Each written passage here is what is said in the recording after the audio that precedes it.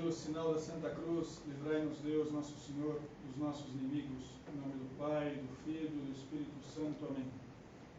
Meu Senhor e meu Deus, creio firmemente que estás aqui, que me vês, que me ouves. Adoro-te com profunda reverência. Peço-te perdão dos meus pecados e graça para fazer com fruto esse tempo de oração. Minha Mãe Imaculada, São José, meu Pai e Senhor, meu anjo da guarda, intercedei por mim.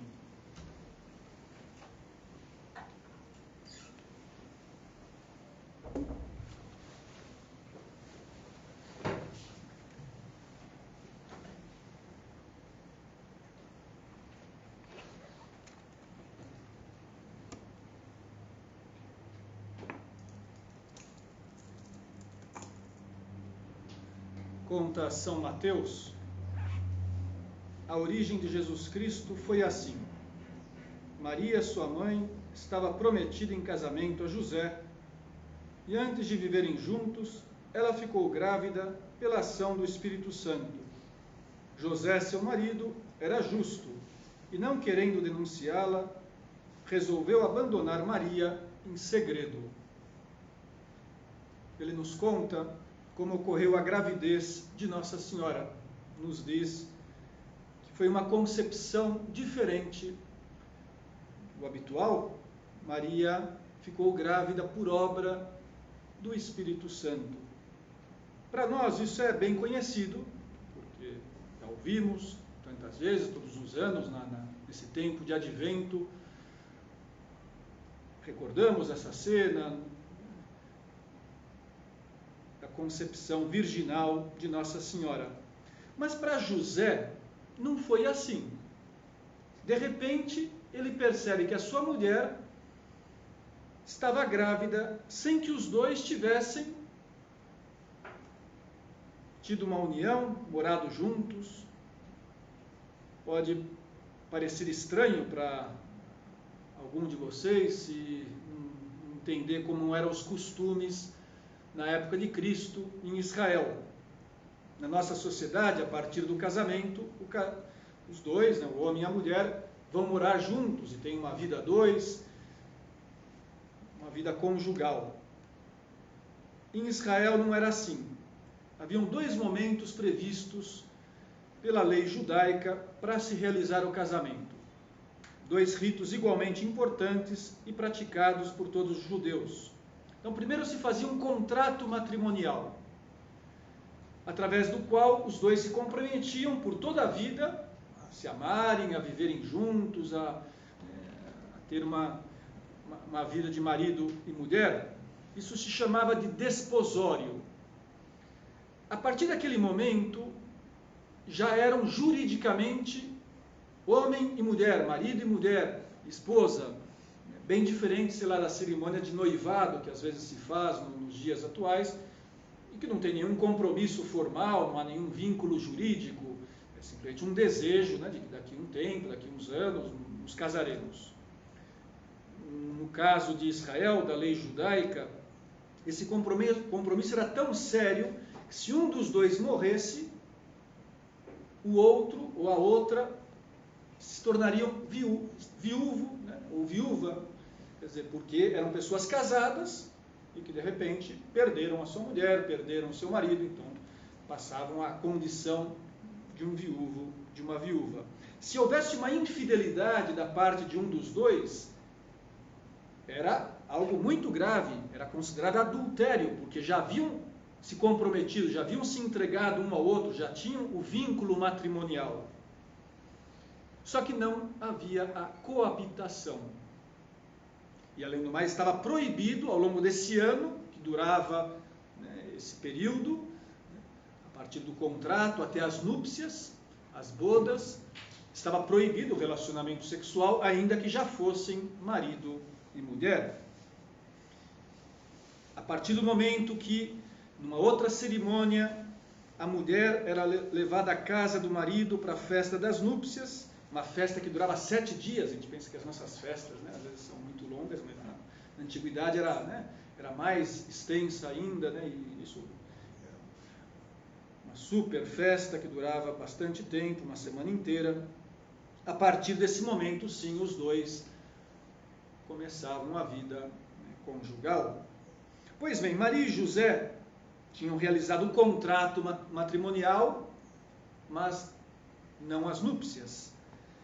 De modo que uma gravidez de Nossa Senhora para São José é desconcertante. O raciocínio óbvio, natural, seria dizer: a minha esposa me traiu. Se ele quisesse, poderia ter denunciado Maria. E ela ficaria vista diante dos outros, pelos costumes da época, como uma pecadora. Só que o Evangelho diz que José era um homem justo. Na linguagem da Escritura significa um homem santo. Além do mais, ele tinha uma consciência plena da santidade da sua esposa. Maria seria incapaz de ser infiel a ele, de realizar esse ato, de cometer um adultério. De modo que ele está diante de um mistério. Não tem explicação, ele não encontra uma resposta. E toma a única decisão que um homem justo, um homem bom, podia tomar diante dessa circunstância, tão difícil de entender.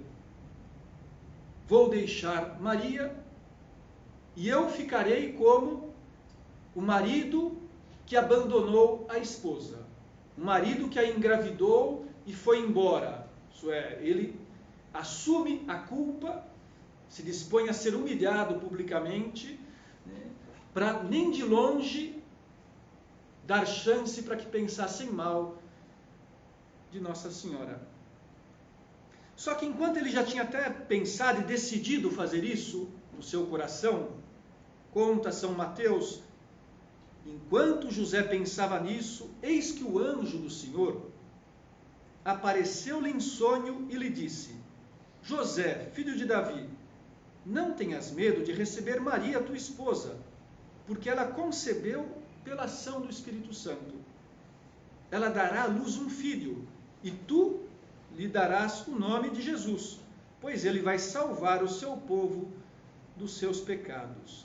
E José, escutando essas palavras no sonho, e acordando depois, se enche de paz, se enche de alegria, porque entende que Deus estava presente em tudo aquilo, e que aquela concepção, aquela gravidez era sobrenatural, era um milagre. O Espírito Santo havia agido diretamente para que Nossa Senhora ficasse grávida, e ele seria o pai. Ele tinha uma missão: dar o nome à criança, cuidar do menino Jesus, proteger a sua esposa. Se cumpre aquilo que 700 anos antes de Cristo, um profeta no Antigo Testamento, Isaías, havia anunciado, inspirado por Deus: eis que uma virgem conceberá e dará à luz um filho. Deus já havia anunciado que chegaria um momento que ocorreria esse milagre na história da humanidade. Um fato único.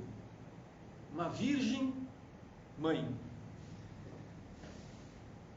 Nós, que desejamos viver bem esse Natal, podemos aprender olhando para essa cena, para essa passagem do Evangelho.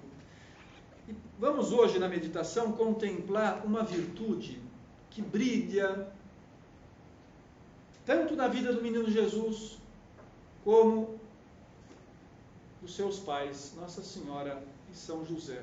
A virtude da humildade. O primeiro que nos vem à cabeça, que deve nos deixar admirados ao pensar que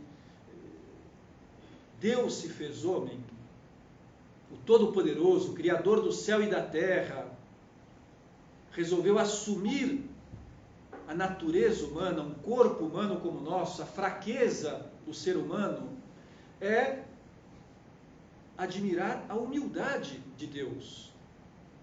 Deus que se rebaixa, Deus que se humilha, Deus que vem ao nosso encontro para nos servir, para nos dar exemplo de humildade, para que aprendamos com ele. Tanto é assim que Jesus depois, após os 30 anos, quando começa a ensinar, a pregar o Evangelho, diz assim: aprendei de mim que sou manso e humilde de coração. E nós queremos aprender dele nesse Natal, olhando para a gruta de Belém, contemplando esse bebezinho colocado na manjedoura, naquele estábulo onde ele nasceu, onde os animais comem, né? Quer dizer, tem como bercinho, né, a manjedoura. Nós vemos a humildade de Deus, nós aprendemos com Deus a praticar a virtude da humildade. Porque essa criança é a segunda pessoa da Santíssima Trindade. Essa criança é o próprio Deus que veio habitar entre nós. Como diz também o Evangelho, São Mateus é o Emanuel, que significa Deus conosco. Mas só que ele se submete a ser tratado como um Zé Ninguém. Quem é essa criança aos olhos do mundo? Não tem nenhum lugar para ele na hospedaria. Ele é desprezado.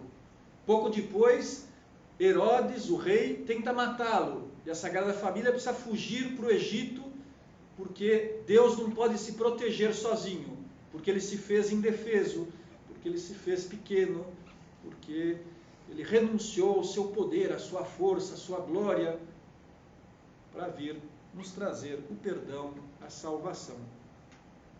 Também brilha no Natal a humildade de Maria. Quando o anjo aparece para Nossa Senhora, comunicando que ela seria a mãe de Deus, a sua resposta é: eis aqui a escrava do Senhor.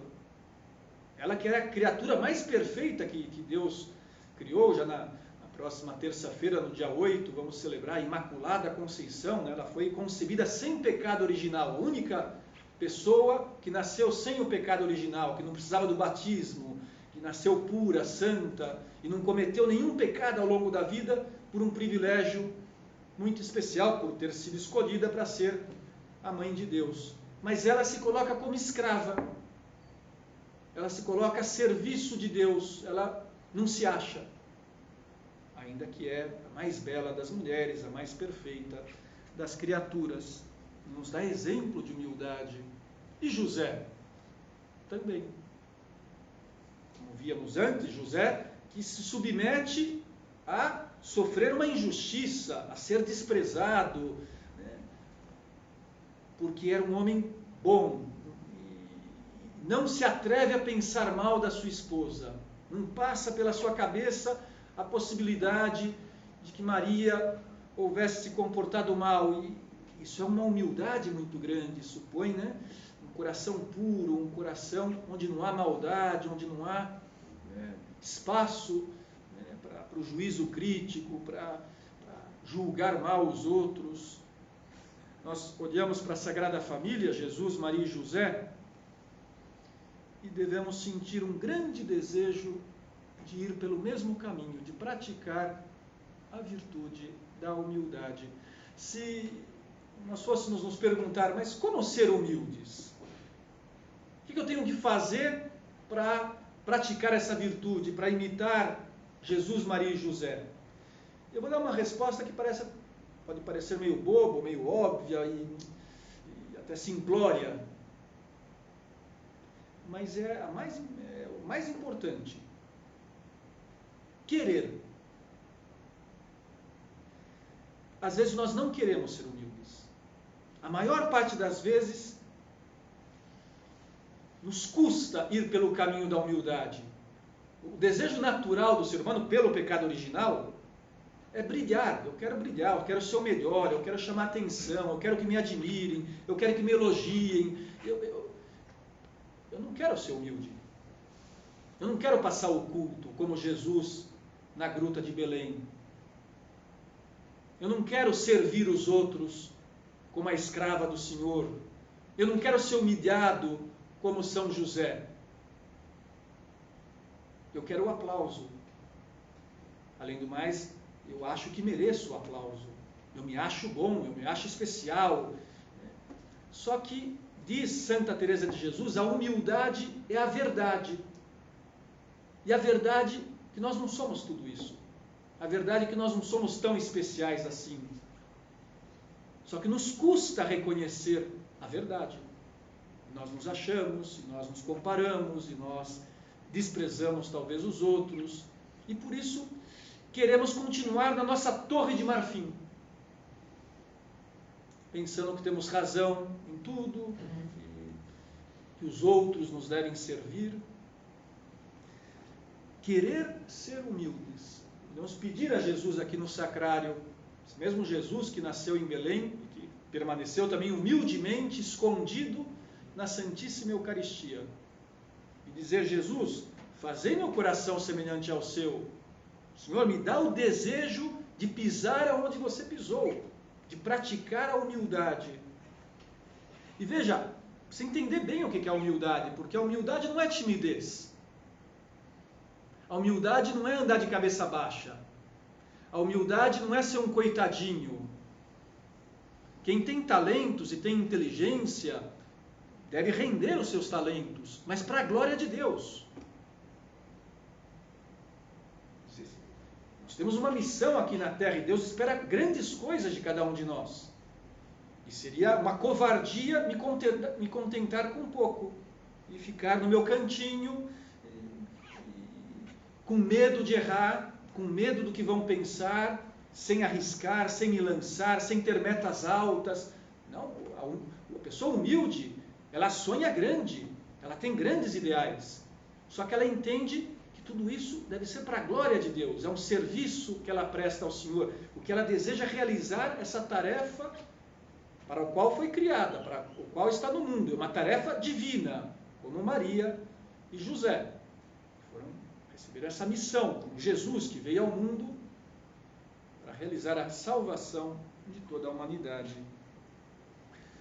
De modo que ser humildes é nos vermos diante de Deus, é nos vermos como Deus nos vê. E Deus nos olha com muita admiração, somos filhos de Deus. Deus espera muitas coisas de cada um de nós. Só que às vezes nós ficamos só na superfície, só na aparência, sei lá, e eu me deixo levar pelos critérios do mundo, do tipo a minha beleza física, a minha aparência física, a minha inteligência, se eu sou mais ou menos inteligente, a minha simpatia, e o meu nível social, a escola onde eu estudo, o trabalho que eu tenho, e eu me acho bom por certas coisas que não foram nem conquistas minhas, que eu recebi, que não tenho mérito nenhum. E esqueço daquilo que diz a Sagrada Escritura, que Deus odia o coração. No dia do juízo, seremos julgados um dia, compareceremos diante de Deus, no dia da nossa morte. Seremos julgados pelas nossas obras, não pelo nosso currículo. Deus não vai perguntar: você não tem mestrado, cara? Não acredito. Você não fez mestrado? Mas não dá para entrar no céu, né? Por favor, né? Quer dizer, você não tem um iPhone? Está brincando. Você usava Android, você usava, o que é isso? Que coisa mais absurda, mas, quer dizer, você não conheceu Cancún? Não acredito, você nunca foi para a Europa? Mas que vida mais sem graça que você teve, mas você não era um influencer? Parece que alguma pessoa aqui hoje, né, já é influencer, né, foi elevado, né, o Spotify, né, a influencer, né, pois não é isso que vai nos levar para o céu, não é esse o critério de Deus. O critério de Deus é: você cumpriu a sua missão, você amou, você serviu, você foi humilde, você se santificou. É isso que conta, é isso que importa. E às vezes nós não estamos preocupados em ser humildes, estamos preocupados em brilhar, não estamos preocupados em ser santos, estamos preocupados em aparecer, não estamos preocupados em servir os outros, estamos preocupados em passar bem e ter uma vida tranquila. É bom retificar e aprender com Jesus, manso e humilde de coração. Agora, além de querer, importante querer. Se não quisermos, Deus não vai forçar, Deus respeita a nossa liberdade. É preciso dar os passos que vão nos conduzir a adquirir essa virtude, a praticar a humildade. E o que fazer? Considerando que todos nós temos orgulho, isso já é importante reconhecer. Não podemos ser, né, como aquele bom freio, não sei se dizia brincando, se dizia sério, mas um certo dia comentou lá com seu irmão no mosteiro: nossa, eu fiquei lutando 30 anos para ser humilde, agora finalmente eu consegui. Já. Só que isso é falso, né? Quer dizer, porque o orgulhoso se sente humilde, e o humilde se sente orgulhoso. Essa é a verdade, né? Costuma ser assim. Então, pelo menos eu vou me considerar orgulhoso, já estou num bom caminho, já estou reconhecendo que eu posso ser mais humilde, que às vezes eu me acho, que às vezes eu sou vaidoso, que às vezes eu não vou pelo caminho que foi Jesus. Então, admitir isso já é um bom passo, até porque o São José Maria costumava dizer o seguinte, que, meio brincando, mas tem algo de verdade nessas palavras, de sério, que o orgulho morre 24 horas depois que morre a pessoa. Quer dizer, o ser humano, o orgulho está tão arraigado na alma humana, em cada um de nós, que até depois da morte ele está lá presente, né? E a gente já fica pensando, nossa, será que vai ter muita gente no meu velório, né? E será que vão falar bem de mim, né? E o cara já, né, ainda está orgulhoso depois da morte, né? Ainda está, né, querendo, né, chamar atenção e receber elogios, né, até, né, na hora de morrer. Então, pensar, né, se nós estamos indo pelo caminho da humildade. Tem uma história, um texto, que acho que talvez possa nos ajudar a fazer um pouquinho de exame, que é a seguinte: uma vez perguntaram para um famoso general da Segunda Guerra Mundial, um homem, imagina, acostumado a mandar, né, no exército, perguntaram para ele: olha, quem manda na sua casa? E ele respondeu: na minha casa eu mando só nas coisas importantes. Mas quem diz quais são as coisas importantes é a minha mulher. Ele podia ser general lá, né, ter muita autoridade lá com seus soldados, seus tenentes e todo o exército, mas em casa quem mandava era a mulher, né? Quem dizia o que era importante. E costuma ser assim, realmente, né? As mulheres, né, têm esse talento, né? De mandar. Agora, nós temos que ter cuidado, porque seja o homem ou a mulher, porque nós temos a tendência realmente a querer mandar. E isso muitas vezes é orgulho. Muitas vezes é achar que aqui quem manda sou eu. Isso vale às vezes do filho em relação ao pai, em relação à mãe, né, que quer achar que tem razão, e que discute, que teima, e que não obedece, porque quer mandar. Porque aqui, não, eu sei o que é certo, eu sei o que é bom. Normalmente um filho, se é adolescente, não é que sabe muita coisa ainda, né? Não é que tem tanta experiência da vida. Não quer dizer que os pais sempre têm razão. Os pais também precisam admitir que às vezes estão errados, e escutar os filhos. Mas o que eu quero dizer aqui é isso, que a nossa tendência, seja do filho, seja do pai, seja, né, da pessoa adulta, da criança, é estar por cima, é mandar, é ter razão. Isso não é próprio de uma pessoa humilde. A pessoa humilde desconfia de si mesma. A pessoa humilde está aberta a retificar. Poxa, de repente eu estou errado. Vamos escutar esse outro lado, vamos ver o que essa pessoa tem a me dizer, vamos dialogar. Só que para isso é preciso fazer um esforço para ser humildes, porque a nossa tendência vai ser contrária, vai ser nos fecharmos nas nossas ideias, nas nossas certezas, não darmos o braço a torcer, e assim não crescemos na humildade. O que é pior, quando nós vamos por esse caminho, surgem outros defeitos, outros pecados que derivam do orgulho. Mentira. Não sei se você já se perguntou por que a gente mente. Por que uma pessoa mente? Por trás tem o orgulho, tem a vaidade, tem não querer reconhecer o seu erro, não querer ficar mal. Então ela inventa uma história para ficar bem, ela mente porque ela não quer ser humilde, porque ela não sabe, né, aceitar a sua fraqueza. E quando é evidente que foi fraca, que errou, que pecou, que caiu, ela fica desanimada, ela fica triste, ela não aceita que ela é fraca, porque precisa crescer na humildade.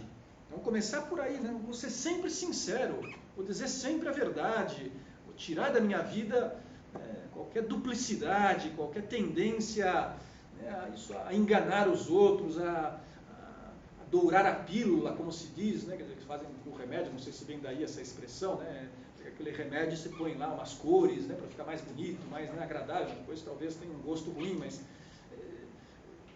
não vou dourar a pílula, vou dizer as coisas como são, sim, sim, não, não, nos ensinou a dizer Jesus. E assim vou crescer na humildade, sendo sincero. Um outro pecado que deriva do orgulho, podemos combater de modo especial nessa semana de preparação para o Natal, é o ressentimento, a mágoa. Por que uma pessoa tem dificuldade para perdoar a outra? Porque é orgulhosa. Ela se acha muito importante. Como que foram falar assim de mim? Como que fizeram isso comigo? Ela se acha muito especial, então ela quer ser tratada como, né, um rei, uma rainha. Mas Jesus Cristo foi desprezado. Jesus Cristo, que era Rei dos Reis e Senhor dos Senhores, se submeteu a ser humilhado, a nascer numa gruta, num estábulo. Vamos imitar Jesus, aproveitar, né, uma pequena injustiça e oferecer essa humilhação para Deus. E não ficar remoendo por dentro, não ficar, né, depois de mau humor um dia, uma semana, guardando mágoa, porque nós estamos cultivando o orgulho quando fazemos isso. O que é pior, quando somos orgulhosos com os outros, acabamos sendo orgulhosos com Deus, em relação a Deus. O que eu quero dizer com isso? Não é verdade que a gente conhece muita gente, parentes, amigos, que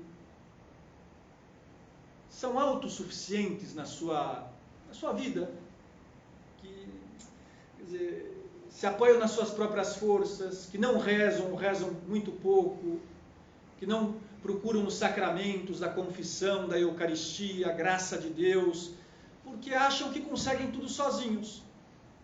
São autossuficientes. Mas isso é orgulho. Isso é achar que eu não preciso de Deus. Eu se basto. Então, é um bom modo de crescer na humildade, aprender a rezar, né, apoiar-se mais na oração, pedir ajuda para Deus. Vamos terminando com umas palavras do livro Amigos de Deus, de São José Maria. Ele diz assim: será que o Senhor se compraz na nossa humilhação? Não. Que conseguiria com o nosso abatimento aquele que tudo criou e mantém e governa tudo que existe? Deus só deseja a nossa humildade, que nos esvaziemos de nós mesmos, para nos poder cumular de bens. Muito interessante isso daqui. Deus está dizendo, tira do seu coração esse amor próprio, esse ego, esse orgulho, para que eu possa te cumular de bens, de dons, de graças. Eu quero te dar coisas melhores, eu quero te dar paz no coração, eu quero te dar alegria no Natal e ao longo de toda a vida. Eu quero te dar que a sua vida dê muitos frutos, que você tenha virtudes, que você seja santo, que você ganhe o céu. Mas para isso você precisa tirar o eu. Você precisa se esvaziar para que eu possa entrar, para que eu possa te cumular com esses tesouros sobrenaturais. Então se vê que Deus, Ele não quer a nossa humilhação, no sentido, Ele não quer que a gente se rebaixe.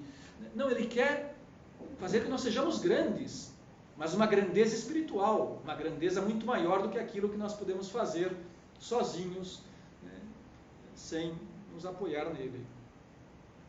2 conselhos que eu te dou e também aplico a mim, para que vivamos, pratiquemos a humildade. O primeiro deles é confessar-se com frequência. Porque uma pessoa que se confessa com regularidade, ela está sendo humilde. Ela está se apoiando na graça de Deus, ela está reconhecendo os seus erros, ela está sabendo recomeçar. Então é um bom modo de ser humilde. E o outro conselho é sermos mais amáveis. Porque por trás da nossa grosseria, da nossa rispidez, das nossas respostas meio grossas, nosso mau humor, se esconde o orgulho. Então, se eu me empenho em praticar a caridade, o Papa Francisco tem falado muitas vezes, escreveu nessa encíclica Fratelli Tutti, que saiu há pouco tempo, todos somos irmãos, que é preciso usar mais vezes as palavras obrigado, por favor, desculpa. Isso é ser humilde. Uma pessoa humilde, ela pede por favor. Uma pessoa humilde, ela agradece. Uma pessoa humilde se desculpa. E por isso é amável. E por isso é carinhosa com os outros.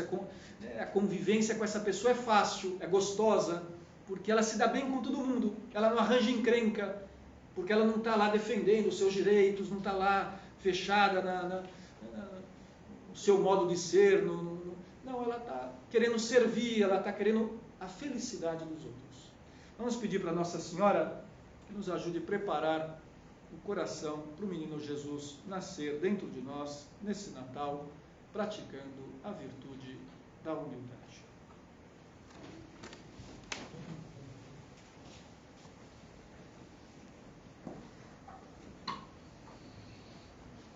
Dou-te graças, meu Deus, pelos bons propósitos, afetos e inspirações que me comunicaste nesta meditação. Peço-te ajuda para os pôr em prática. Minha Mãe Imaculada, São José, meu Pai e Senhor, meu anjo da guarda, intercedei por mim.